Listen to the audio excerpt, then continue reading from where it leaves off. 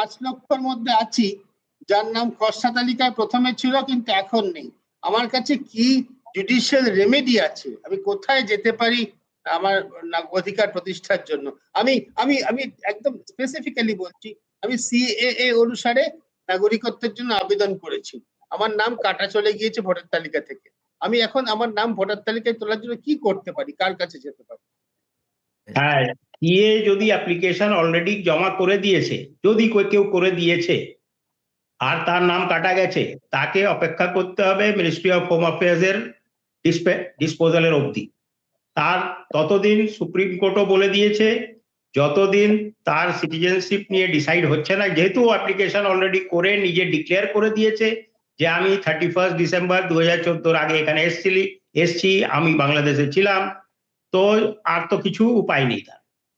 কেউ যদি CA application করেননি আর নাম ডিলিট হয়ে গেছে, ড্রাফট রোলে ছিল, নাম ডিলিট হয়ে গেছে, তাহলে তার উপায় হচ্ছে ইমিডিয়েটলি এই জাস্ট 2 দিন দোলের পরেই, পারলে বৃহস্পতিবারেই, একটা সাদা কাগজে দরখাস্ত করবে to the district election officer under rule 24A। Rule 24A অনুযায়ী সে ডিস্ট্রিক্ট ইলেকশন অফিসার মানে ডিস্ট্রিক্ট ম্যাজিস্ট্রেট কাছে সে অ্যাপ্লাই করবে নিজের সব কাগজপত্র দিয়ে, যা যা কাগজ ওর কাছে আছে, এনুমারেশন ফর্ম বা অন্যান্য যা পেপার আছে, তার সেলফ অ্যাটেস্টেড কপি দিয়ে সে বলবে যে আমার নাম ডিলিট হয়ে গেছে, কি কারণে ডিলিট হয়েছে আমি জানি না, এবং আমি আপিল রাখছি আপনার কাছে যাতে আমাকে হিয়ারিং দেওয়া হয় এবং আমার নাম ইনক্লুড করা হয়। ডিস্ট্রিক্ট ইলেকশন অফিসার তারপর আবার নোটিশ ইস্যু করবেন, তার হিয়ারিং হবে, তিনি আবার ডিসপোজ করবেন। ধরে নিচ্ছি ডিস্ট্রিক্ট ইলেকশন অফিসারও রিজেক্ট করে দিলেন, তাহলে rule 24B CO chief electoral অফিসারের অফিসে আপিল করতে পারে। তো প্রথম ধাপটা যেটা আছে, এটা অনেকেই করতে শুরু করে দিয়েছে আজ থেকেই। এই রুল 24A তে ডিস্ট্রিক্ট ইলেকশন অফিসারের কাছে তারা ফর্ম অ্যাপ্লিকেশন, আপিলের অ্যাপ্লিকেশন জমা দিতে শুরু হয়ে গেছে, এবং আগামী 4-5 দিনের মধ্যে, এটা বোধহয় 18 দিন টাইম দিয়েছে, 18 দিনের মধ্যে অ্যাপ্লাই করতে হবে এবং ডিইও কে ওটা ডিসপোজ করতে হবে। এইটা হচ্ছে যাদের নাম ড্রাফট লিস্টে ছিল কিন্তু এখন ডিলিটেড শো করছে এবং তিনি সিএ তে অ্যাপ্লাই করেননি। যদি অ্যাপ্লাই করে থাকেন তাহলে এই অ্যাপিলের আর কোনো মূল্য নেই, উনাকে ওয়েট করতে হবে মিনিস্ট্রি অফ হোম অ্যাফেয়ার্স এর সার্টিফিকেট মানে ডিসপোজাল অবধি। সার্টিফিকেট পাবেন পাবেন না, কি হবে না হবে, সেইটা উনাকে অপেক্ষা করতে হবে। অনেকেই করেছে, অনেকে করেনি। খুব বেশি অ্যাপ্লিকেশন বোধহয় আমার মনে হয় জমা পড়েনি, 5.5 লক্ষ অ্যাপ্লিকেশন তো মোটেও নেই।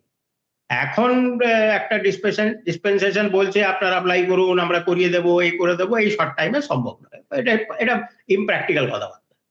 এই 5.5 লক্ষ নিয়ে আমার কিন্তু বেশি চিন্তা হচ্ছে এই 5.5 লক্ষ লোককে। এরা 2024-এ ভোট দিয়েছে, 21-এ ভোট দিয়েছে, তার আগেও ভোট দিয়েছে, বিভিন্ন কারণে 2002 এর সঙ্গে লিঙ্ক করতে পারেনি, হতে পারে পসিবলি তাই আছে, কিন্তু তাকে কোনো হিয়ারিং না দিয়ে, তাকে কিছু ইয়ে না করে হয়তো জাস্ট লিঙ্ক করতে পারেনি, মানে এনুমারেশন ফর্মে লিঙ্ক করতে পারেনি, সেই জন্য ডিলিট করে দিয়েছে। প্রপার এত চট করে ডিলিট করে দেওয়া ঠিক হয়নি। আর যাদের নাম আন্ডার অ্যাডজুডিকেশন আছে ওকে তো অপেক্ষা করতে হবে, তার কোনো এখন উপায় নেই, জুডিশিয়াল অফিসারের ডিসিশন অবধি অপেক্ষা করতে হবে। আমি এবার শ্রমিকের কাছে যাবো। শ্রমিকা, আপনার কাছে যাওয়ার আগে আমি একটা গ্রাফিক্স দর্শকদের দেখাতে চাই। এই তথাকথিত নতুন প্রযুক্তি আর্টিফিশিয়াল ইন্টেলিজেন্স ব্যবহার করে তো এই কাজটা করা হচ্ছে এবং তার বিরাট গুণগান করা হয়েছে। এই যে গতকাল যখন প্রথম ভোটার তালিকা দেখার ব্যাপারটা এলো, তখন এইরকম একটা জিনিস আমরা দেখছিলাম। আপনারা যদি খেয়াল করে দেখেন, বাঁ দিকে এটা স্টেট, মানে আপনার নামটা দেখতে হবে যে কোথায় রয়েছে, কিভাবে রয়েছে। আপনার উপরে আপনার এপিক নাম্বার দিতে হবে, তলায় রাজ্যটা দিতে হবে। রাজ্য স্টেট, ইংরেজিতে কথাটা স্টেট আছে। বাঁ দিকে প্রথমে লিখেছিল অবস্থা, পরবর্তীকালে সেটা অনেক লোকের দেখার মানে তা নিয়ে সমাজ মাধ্যমে চর্চা শুরু হওয়ার পর, খোঁচাখুচি হওয়া শুরু হওয়ার পর সেটাকে রাজ্যকে স্টেট করা হয়েছে। এটা তো সত্যি যে আমরা বলি স্টেট অফ অ্যাফেয়ার্স, তার মানে কি অবস্থা, স্টেট মানে রাজ্য। মানে আর্টিফিশিয়াল ইন্টেলিজেন্সের নামে এইরকম একটা কি বলবো, আমাদের বাঙালিদের দিক থেকে বোকা বোকা একটা ব্যবস্থা ব্যবহার করা হয়েছে। আজকে কিছুক্ষণ আগেই প্রথম আমার স্ত্রী দেখছিলেন যে আমার নিজের নাম, তার নাম ভোটার তালিকা আছে কিনা। সেনগুপ্ত তার নাম ঠিক এসছে, আমার নামটা সেনগুপ্ত বাংলা লেখায় ন আর গ যুক্ত হয়ে উয়ায় গ হয়ে গেছে, সেনগুপ্ত এসছে। এখন আবিদ সাহেবের থেকে আমি জেনে খুব একটা আশ্চর্য হবেন না, এই মহামান্য সুপ্রিম কোর্টে যিনি অনারেবল জাস্টিস জয়মাল্য বাগচি আছেন, তার নামও বাংলা বানান ভুল আছে। হ্যাঁ, এবং ওনার নামটাই ভুল আছে বাংলাতে, জয়মাল্য বাগচির নাম ভুল আছে। আচ্ছা, আমি যেটা আবিদ সাহেব আপনি আমাকে আগেই বলেছি, আমি আশ্বস্ত বোধ করছি। কেন? পশ্চিমবঙ্গে 3টি অ্যাসেম্বলি কনস্টিটিউয়েন্সি আছে, তার মূল ভোটার তালিকা যা নিয়ে মামলা হতে পারে, যেটা অফিসিয়াল ভোটার তালিকা ইংরেজি তৈরি হয়, তার মধ্যে আমি যেখানে বাস করি সেটা হচ্ছে একটা। পরে ইংরেজি নামের বানানটা ঠিক আছে অন্তত।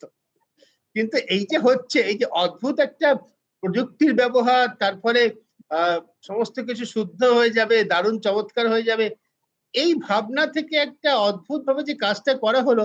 আমি একটু আপনার থেকে জানতে চাই যে আইনের অধ্যাপক তো আপনি বটে, একসঙ্গে নাগরিকও তো বটে, এই পুরো প্রক্রিয়া সম্পর্কে আপনার কি মনে হয়? মানে এটা কি কি হলো, কেন হলো, কিভাবে হলো, কতটা লাভ হলো কার? দেখুন, এক্ষুনি আপনি যে অবস্থার কথাটা বললেন না, যে স্টেট অবস্থা হয়ে গেছে, এটাই প্রমাণ করে যে অবস্থা বড়ই সঙ্গীন। এই প্রযুক্তির ব্যবহার, দেখুন প্রযুক্তির ব্যবহার হয়তো করতে হতো। আমরা তো মানে পেন অ্যান্ড পেপার মোড থেকে অনেকদিন আগেই যখন যেরকম কম্পিউটারে চলে গেছিলাম এবং কম্পিউটারাইজড সমস্ত কিছু হয়েছিল, হয়তো আর্টিফিশিয়াল ইন্টেলিজেন্স এটারই পরের ধাপ।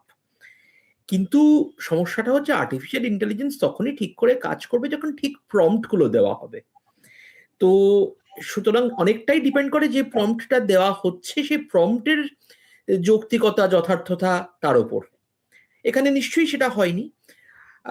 দ্বিতীয় কথা হচ্ছে, আপনি যে কথাটা বললেন যে ইংরেজিতে স্পেলিংটা তাও ঠিক আছে, বাংলায় এবার আমার নামে কোনো যুক্তবর্ণ নেই বলে, যুক্তাক্ষর নেই বলে, ওই তাতেও আমার একটা হর্ষি দীর্ঘি গন্ডগোল হয়েছে, তালবর্ষ ময় হর্ষি ক হয়ে গেছে। তা ঠিক আছে, মানে খুব একটা সেটা ম্যাটার করছে না। কিন্তু হ্যাঁ, মানে আপনার সেনগুপ্তটা উমৈ গ হয়ে যাওয়াটা বেশ মানে ভালো। আমার পূর্বপুরুষরা ওই সেনগুপ্তটাকে ড্রপ করে দিয়ে সেন করে দিয়েছিলেন হয়তো এটার কথা ভেবেই। তো যাই হোক, কত দূরদর্শী ছিলেন ভাবুন। এবার ব্যাপারটা হচ্ছে যে এই জায়গাটা না, মানে আমরা ওই যেদিন আমাদের মাননীয় মুখ্যমন্ত্রীও সওয়াল করেছিলেন, উনিও এই জায়গাটা ফ্ল্যাগ করেছিলেন যে আজকে মানে বাঙালি নামের কিছু বিশেষত্ব আছে যেটা কিন্তু প্রযুক্তি বুঝতে পারবে না। মানে একই পরিবারে কেউ মুখোপাধ্যায় কেউ মুখার্জি ব্যবহার করেন, সেটা তো মানে খুব অবভিয়াস হয়ে দাঁড়িয়েছে। এবং সেটা স্কুল লিভিং সার্টিফিকেটেই বলুন বা অন্যান্য যে কোনো কিছুতেই বলুন, নথিতেই বলুন, এটা খুব মানে খুব ম্যাটার অফ ফ্যাক্ট। হ্যাঁ, আমার হয়তো পদবিটা লিখতে একটু বেশি বেশি জায়গা লাগছে, আমি একটু ছোট করে মুখার্জি করে দিলাম। অনেকে তো মুখার্জি আবার JEE ব্যবহার করেন, অনেকে JI ব্যবহার করেন। তো এবার এই প্রত্যেকটা জিনিস যদি আমরা একটা মানে ব্ল্যাঙ্ক প্রযুক্তির সামনে ফেলে দিই, এগুলো হয়তো সবকিছুই রেড ফ্ল্যাগড হবে। কিন্তু এবার কথাটা হচ্ছে, আমি কি তার জন্য প্রযুক্তিকে দোষ দেবো? তা দেবো না, কিন্তু একটা হিউম্যান ইন্টারফেস থাকাটা খুব দরকার, অ্যাপ্রোপ্রিয়েট হিউম্যান ইন্টারফেস। আর এই অ্যাপ্রোপ্রিয়েট হিউম্যান ইন্টারফেসটা কিন্তু এই 2 মাসে হয় না। যেটা আবিদ সাহেব বললেন অত্যন্ত ভ্যালিড কথা, যে তো এমন নয় যে কোনো ডিজাস্টার হয়েছে যে আচমকা কিছু করতে হবে।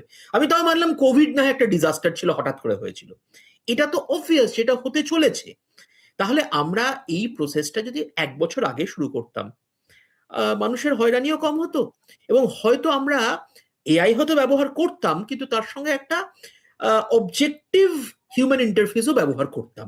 তাহলে এই 5 লক্ষ বা এই যে এই অ্যাডজুডিকেশন, এই জুডিশিয়াল অফিসারদের কোর্টকে অর্ধেক খালি করে দিয়ে চলে আসা, এতে আবার অন্যান্য আনুষঙ্গিক সমস্যা, এই জায়গাগুলোতে আমরা পড়তাম না। একদম ঠিক। আসলে শ্রমিক যারা বলছেন না, এই যে বাঙালির বা বাংলা নামের বানান, আমাদের যারা একেবারে আইকনিক ক্যারেক্টার বলা চলে বা বাংলায় মহাপুরুষ বলে আমরা যাদের মনে করি, তাদের নামের বানান ধরেন তো। রবীন্দ্রনাথ ঠাকুর টেগোর, ইংরেজিতে বোস, নেতাজি সুভাষচন্দ্র বোস, বাংলায় বসু, বসু পরিবার।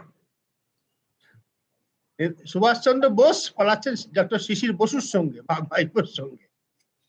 এইগুলো যদি যেটা শ্রমিক বলছেন খুব গুরুত্বপূর্ণ কথাটা, হিউম্যান ইন্টারফেস যদি থাকতো, এবং যেটা আবিদ সাহেব বললেন যে আমাদের এখানকার যারা এক্সিকিউটিভ অফিসার রয়েছেন, যারা ট্রেন যে মানুষের সঙ্গে কাজ করেন, মানুষের ভালো মন্দ নিয়ে কাজ করেন বছরের পর বছর ধরে, তারা জানেন